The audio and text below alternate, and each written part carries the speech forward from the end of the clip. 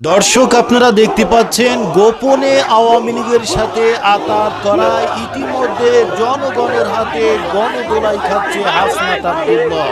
Chittagong city কর্পোরেশনের সাবেক mayor Mohammad মঞ্জুর আলমের বাসভবনে গিয়ে বিএনপির স্থানীয় নেতাকর্মীদের তোপের মুখে পড়েন কুমিল্লা ৪ আসনের সংসদ সদস্য হাসনাত আব্দুল্লাহ। সন্ত্রাসী হামলায় আহত হয়েছেন এনসিপির মুখ্য সংগঠক হাসনাত আব্দুল্লাহ। হাসনাতের গাড়িতে 10 থেকে 12 জন হামলা করে, গ্লাস ভেঙে আহত হন হাসনাত। ছুটে আসেন আশপাশের লোকজন, ঘটনাস্থলে যান আইন শৃঙ্খলা রক্ষা বাহিনীর সদস্যরাও। এই ঘটনাটির একটি সুষ্ঠু তদন্তের জন্য আমাদের গোয়েন্দা সংস্থা, আমাদের থানা পুলিশ, আমরা দেখছি যে এই ঘটনার পেছনে আসলে কারা রয়েছে।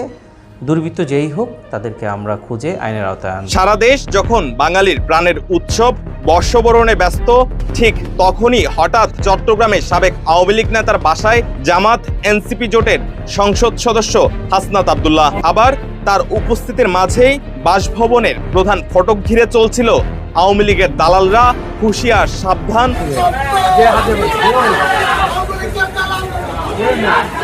এ সময় হাসনাত সাবেক মেয়র মঞ্জুর আলমের বাসায় আসার বিষয়টি ব্যাখ্যা দেওয়ার চেষ্টা করলেও বিক্ষুব্ধ জনতা হাসনাতকে ছাড়তে চাইছিল না। দিন শেষে আমাদের অনেক মতপার্থক্য থাকবে রাজনীতিতে, এটা রাজনৈতিক গণতন্ত্রের সৌন্দর্য। আবার একই সাথে সাথে আমাদের এই বেসিক রাজনৈতিক মতপার্থক্যের বাইরে গিয়েও আমাদের একটা হৃদ্যতাপূর্ণ সম্পর্ক থাকবে। এইটাই দর্শক, কথা আছে উপরে ফিটফাট ভিতরে সদরঘাট। হাসনাত আব্দুল্লাহর অবস্থা ঠিক তেমনই হয়েছে।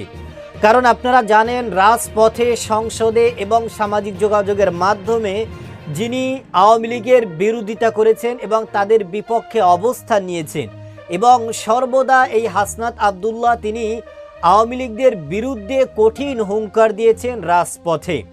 সেই হাসনাত আব্দুল্লাহ একজন জুলাই যোদ্ধা হয়ে, তিনি একজন এমপি হয়ে রাতে গোপনে একাকী তিনি আওয়ামী পন্থীদের বাসায় কেন গেল, এবং তিনি যাওয়ার পথে কোনো ধরনের কোনো প্রশাসন না নিয়ে তিনি সিভিল অবস্থায় সেখানে গিয়েছেন এবং সাধারণ জনগণের তোপের মুখে পড়েছেন এই হাসনাত আব্দুল্লাহ।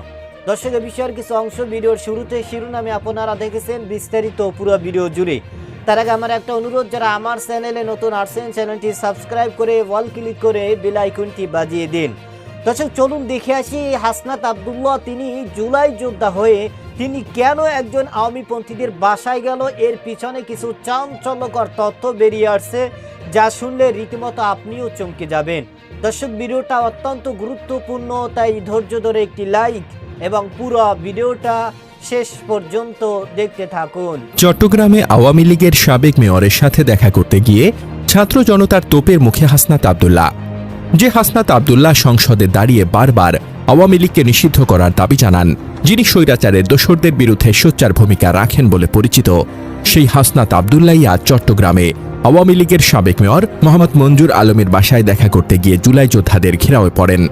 14 এপ্রিল 2026 দুপুরে নগরীর কাঁটতলী এলাকায় মঞ্জুর আলমের বাসভবনের সামনে ঘটনাটি ঘটে। সামাজিক যোগাযোগ মাধ্যমে ভাইরাল হওয়া ভিডিওতে দেখা যায় হাসনাত আব্দুল্লাহকে ঘিরে ধরেছেন চট্টগ্রামের জুলাই অভ্যুত্থানে অংশ নেওয়া তরুণ যোদ্ধারা। উত্তেজিত কণ্ঠে একের পর এক প্রশ্ন ছুঁড়ে দিচ্ছেন তারা। আপনি সারাক্ষণ আওয়ামী লীগ নিষিদ্ধ করার কথা বলেন, সংসদে দাঁড়িয়ে স্বৈরাচারের দোসরদের বিরুদ্ধে কথা বলেন, তাহলে আওয়ামী লীগের দোসর মঞ্জুর আলমের বাসায় কি কাজে এসেছেন? একজন জুলাই যোদ্ধা আরও ক্ষুব্ধ কণ্ঠে বলেন, মঞ্জুর আলমের নির্দেশে চট্টগ্রামে আমাদের ওপর গুলি চালানো হয়েছে, আপনি সেই স্বৈরাচারের দোসরের বাসায় এসেছেন, আপনি কি জুলাইয়ের সাথে গাদ্দারি করছেন না? হাসনাত আব্দুল্লাহ হাত নাড়িয়ে তাদের শান্ত করার চেষ্টা করেন, কিন্তু উত্তেজিত যোদ্ধারা কারো কথা শুনতে রাজি ছিলেন না। পরিস্থিতি এতটাই উত্তপ্ত হয়ে ওঠে যে পুলিশের গাড়ির হর্ন শুনে একজন সতর্ক করে বলেন, কেউ যাবেন না, গ্রেফতার হলে এখানেই হবে। হাসনাত কিছু বলতে চাইলেও তার কথা কারো কানে পৌঁছায়নি। এনসিপি নেতা এবং তরুণ সংসদ সদস্য হাসনাত আব্দুল্লাহ আজ চট্টগ্রামের সাবেক মেয়র এম মঞ্জুর আলমের বাসভবনে একটি সৌজন্য সাক্ষাতে গিয়ে চরম অনাকাঙ্ক্ষিত এবং উত্তপ্ত পরিস্থিতির মুখে পড়েছেন। তাকে আক্ষরিক অর্থেই মব করে ঘিরে ফেলা হয়েছে। আর এই মবের পেছনে যারা ছিলেন তারা অন্য কেউ নন, তারা হলেন যুবদল এবং ছাত্র দলের স্থানীয় নেতাকর্মীরা। 2026 সালে নতুন এই বাংলাদেশে রাজনীতির মাঠে আজ এমন একটি ঘটনা ঘটল, যা শুধু চট্টগ্রামের রাজনীতি নয়, বরং পুরো দেশের ভবিষ্যৎ নির্বাচনী সমীকরণ এবং আইন শৃঙ্খলা পরিস্থিতির চরম অবনতির এক ভয়ঙ্কর চিত্র আমাদের সামনে তুলে ধরল। কিন্তু কেন হঠাৎ করে হাসনাত আব্দুল্লাহকে এভাবে ঘিরে ধরা হলো? কেন মাফ করে তার উপর হামলা করা হলো? সাবেক মেয়র মঞ্জুর আলম কি সত্যিই আওয়ামী লীগের দোসর, নাকি এর পেছনে লুকিয়ে আছে চট্টগ্রাম সিটি কর্পোরেশন নির্বাচনের এক ভয়ঙ্কর নোংরা খেলা? ঘটনা শুরু আজ দুপুরে। হাসনাত আব্দুল্লাহ যখন সাবেক মেয়র মঞ্জুর আলমের বাসায় উপস্থিত হন, তখন সেখানে আকস্মিকভাবে প্রায় 30 থেকে 35 জন যুবক জড়ো হয়ে তীব্র বিক্ষোভ শুরু করেন। তারা সাবেক মেয়র মঞ্জুর আলমকে সরাসরি আওয়ামী লীগের দোসর হিসেবে আখ্যায়িত করে বিভিন্ন উস্কানিমূলক স্লোগান দিতে থাকেন। বিক্ষোভকারী যুবকরা একজন সংসদ সদস্য এবং সমন্বয়ক হাসনাত আব্দুল্লাহর সেখানে আসার বিষয়ে প্রকাশ্যে আপত্তি জানান। পরিস্থিতি এক পর্যায়ে এতটাই নিয়ন্ত্রণের বাইরে চলে যায় যে হাসনাত আব্দুল্লাহর সাথে তাদের অত্যন্ত উত্তপ্ত বাক্য বিনিময় এবং তীব্র বাকবিতণ্ডা শুরু হয়। এখন প্রশ্ন হলো, কেন এই বিক্ষোভ, কেন এই মব? বিএনপির স্থানীয় নেতাকর্মীরা প্রকাশ্যে অভিযোগ করেছেন যে আওয়ামী লীগের সাবেক মেয়রের সাথে গোপন আতাত করতে এবং টাকা পয়সার ভাগ বাটোয়ারা করতেই নাকি হাসনাত আব্দুল্লাহ সেখানে গেছেন। কিন্তু রাজনীতির ভেতরের সমীকরণ যারা বোঝেন তারা খুব ভালো করেই জানেন যে আসল ঘটনা এটি নয়। জাতীয় নাগরিক পার্টি বা এনসিপি এবং হাসনাত আব্দুল্লাহর ঘনিষ্ঠ সূত্রগুলো থেকে যে ভয়ঙ্কর এবং লজিক্যাল তথ্যটি বেরিয়ে আসছে তা হলো, স্বৈরাচারের দোসর হিসাবে মেয়র মঞ্জুরকে বিএনপি মোটেও ভয় পাচ্ছে না, বরং বিএনপির আসল ভয় হলো আগামী সিটি কর্পোরেশন নির্বাচন। বিএনপি খুব ভালো করেই জানে আগামী মেয়র নির্বাচনে যদি মঞ্জুর আলম এনসিপির সমর্থন নিয়ে প্রার্থী হিসেবে দাঁড়ান, তবে বর্তমান মেয়র ডাক্তার শাহাদাতের গদি মুহূর্তের মধ্যেই নড়ে যাবে। মূলত এই রাজনৈতিক আতঙ্ক থেকেই আজকে হাসনাত আব্দুল্লাহকে আটকানো হয়েছে এবং তাকে হেনস্থা করার চেষ্টা করা হয়েছে। এটি হলো মুখ্য উদ্দেশ্যকে গোপন রেখে গৌণ উদ্দেশ্যকে হাইলাইট করে মহানগর বিএনপির এক সুকৌশলী নির্বাচনী চাল। একটু ঠান্ডা মাথায় লজিক দিয়ে চিন্তা করুন, বিএনপি যদি সাবেক মেয়র মঞ্জুর আলমকে সত্যিই স্বৈরাচারের দোসর হিসেবে ট্রিট করত, তাহলে গত 2 মাস ধরে ক্ষমতায় থাকার পরও এবং বিএনপি নেতা ডাক্তার শাহাদাত চট্টগ্রামের মেয়র পদে বসে থাকার পরও মঞ্জুর আলমকে এখন পর্যন্ত কেন গ্রেফতার করা হলো না? তার চেয়েও বড় এবং হাস্যকর প্রশ্ন হলো, যদি মঞ্জুর আলম আওয়ামী লীগের দোসরই হবেন, তবে মাত্র কিছুদিন আগে 12ই ফেব্রুয়ারি সীতাকুণ্ডে বিএনপির হেভিওয়েট নেতা আসলাম চৌধুরীর ব্যানারে আয়োজিত বিশাল জনসভায় মঞ্জুর আলম কিভাবে বক্তৃতা দিলেন? স্বৈরাচারের দোসর কি বিএনপির স্টেজে উঠে মাইকে কথা বলতে পারে? শুধু তাই নয়, বেগম খালেদা জিয়ার মৃত্যুর পর এই মঞ্জুর আলমই দোয়ার আয়োজন করেছিলেন এবং সেখানে বিএনপির অনেক নেতাকর্মী উপস্থিত ছিলেন। তখন তো সবাই ধরেই নিয়েছিল যে তিনি পুনরায় বিএনপির রাজনীতিতে অ্যাক্টিভ হচ্ছেন বা অলরেডি হয়ে গেছেন। তাহলে আজ হঠাৎ করে যখন হাসনাত আব্দুল্লাহ তার বাসায় গেলেন, তখন রাতারাতি তিনি কিভাবে আওয়ামী লীগের দোসর হয়ে গেলেন? এর পেছনে দুটি অত্যন্ত গুরুত্বপূর্ণ কারণ রয়েছে। প্রথমত, মঞ্জুর আলম চট্টগ্রামের রাজনীতির মাঠে অত্যন্ত পরিচিত এবং জনপ্রিয় একটি লোক। 2009 সাল পর্যন্ত তিনি আওয়ামী লীগ করেছেন। এরপর বিএনপিতে যোগ দিয়ে নির্বাচন করে চট্টগ্রাম সিটি কর্পোরেশনের মেয়র হন। এরপর কিছুকাল রাজনীতি থেকে অবসরে গিয়ে আবার আওয়ামী লীগে ফিরলেও বড় কোনো রাজনৈতিক অ্যাক্টিভিজম তিনি করেননি, বরং বিগত নির্বাচনে তিনি বিএনপির পক্ষেই পরোক্ষভাবে কাজ করেছেন। সাধারণ মানুষের কাছে তার একটা বিশাল গ্রহণযোগ্যতা এবং দাম রয়েছে। দর্শক, আপনারা জানেন গতকাল রাতে মাননীয় এমপি হাসনাত আব্দুল্লাহ তিনি আওয়ামীপন্থীদের এক বাসায় গিয়ে সেখানে বাসা থেকে বের হওয়ার পরে সেখানে ছাত্রদলের হাতে এবং সাধারণ জনগণের তোপের মুখে পড়েছেন। সেখানে মানুষ তাকে জিজ্ঞাসা করেছেন যে আপনি একজন জুলাই যোদ্ধা হয়েও একজন আওয়ামীপন্থীদের বাসায় রাতে কেন গেলেন?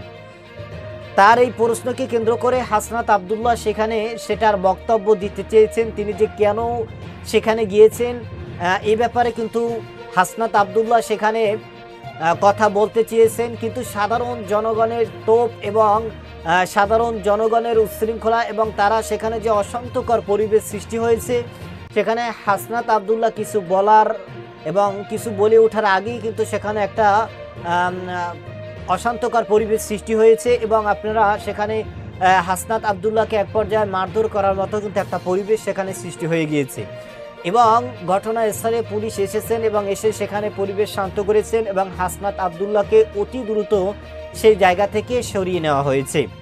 দর্শক, আপনারা জানেন এই হাসনাত আব্দুল্লাহ যিনি মাননীয় সংসদ সদস্য হয়েছেন এবং তিনি একজন জুলাই যোদ্ধা এবং তিনি একজন সংসদ সদস্য হয়ে তিনি এদেশের এবং এদেশের মানুষের পক্ষে যে ধরনের কাজ করতেছে সেটার কারণে তিনি কিন্তু অবশ্যই প্রশংসার যোগ্য এবং বাংলাদেশের রাজনীতি বলেন অরাজনৈতিক বলেন সর্বস্তরের মানুষ তাকে সেলুট দিচ্ছে এবং তাকে নিয়ে প্রশংসা করছে। কারণ হাসনাত আব্দুল্লাহ তিনি এদেশের জন্য এদেশের মানুষের জন্য লড়াই করেছেন, সংগ্রাম করেছেন এবং তিনি এদেশের মানুষের হয়েই কাজ করবেন এবং কাজ করে যাচ্ছেন, এটাই তার বক্তব্য। এবং আমরা রাজপথে, সংসদে, সামাজিক যোগাযোগের মাধ্যমে সব জায়গায় কিন্তু দেখেছি এই হাসনাত আব্দুল্লাহ তিনি আওয়ামী লীগের বিরুদ্ধে কথা বলেছেন এবং তাদের দুর্নীতি, তাদের অন্যায়, তাদের অপকর্মের বিরুদ্ধে সরাসরি প্রতিবাদ করেছেন এই হাসনাত আব্দুল্লাহ। তিনি কোনো কথা ঘুরিয়ে পেঁচিয়ে নয়, বরং সরাসরি যোগাযোগের মাধ্যমে, সামাজিক যোগাযোগের মাধ্যমে তিনি কিন্তু কথা বলেছেন। তার এই কথা কার উপরে গিয়ে পড়লো এবং কার উপরে লাগলো, কে সন্তুষ্ট হইল আর কে অসন্তুষ্ট হইল, এগুলো কিন্তু কোনো কিছুরই তোয়াক্কা করে না এই হাসনাত আব্দুল্লাহ। যে কারণে এদেশের মানুষ তাকে এক নামে চিনে এবং তিনি বাংলাদেশে যেই নির্বাচন হয়েছে 2026 সালে, তিনি যেই ঘটনা ঘটিয়েছেন এবং তিনি যত ভোট পেয়ে নির্বাচিত হয়েছেন, সংসদ সদস্য হয়েছেন, তার মতো করে কেউই বাংলার জমিনে রেকর্ড করতে পারেনি। যে কারণে হাসনাত আব্দুল্লাহ তিনি হয়তো কোনো একটা কাজের জন্য ব্যক্তিগত অথবা রাজনৈতিক বিষয় নিয়ে সামনে যেই মেয়র পথে নির্বাচন হচ্ছে সেটা একটা বিষয় নিয়ে তার সাথে কথা বলার জন্য গিয়েছেন। এবং ইতিমধ্যে আমরা যেটা জানতে পেরেছি যে তিনি যার বাসায় গিয়েছেন, জয়নুলের বাসায়, তিনি কিন্তু আসলে একজন আওয়ামী লীগের দোসর নয়, বরং তিনিও কিন্তু এখন বিএনপির সাথে যোগ দিচ্ছেন এবং এটা নিয়ে কিন্তু সামাজিক যোগাযোগের মাধ্যমে একের পর এক আলোচনা সমালোচনা ঝড় উঠেছে। দর্শক, আপনার কি মতামত? হাসনাত আব্দুল্লাহ কেন গিয়েছেন এবং কেন তিনি তোপের মুখে পড়লেন, এর পিছনে আসলে মূল রহস্য কি, সেটা কমেন্ট সেকশনে অবশ্যই জানাবেন। আজ এ পর্যন্তই। সুস্থ থাকবেন, ভালো থাকবেন। দেখা হবে আগামী কোনো ভিডিওতে, কথা হবে নতুন কোনো বিষয় নিয়ে। সে পর্যন্ত ভালো থাকবেন। খোদা হাফেজ।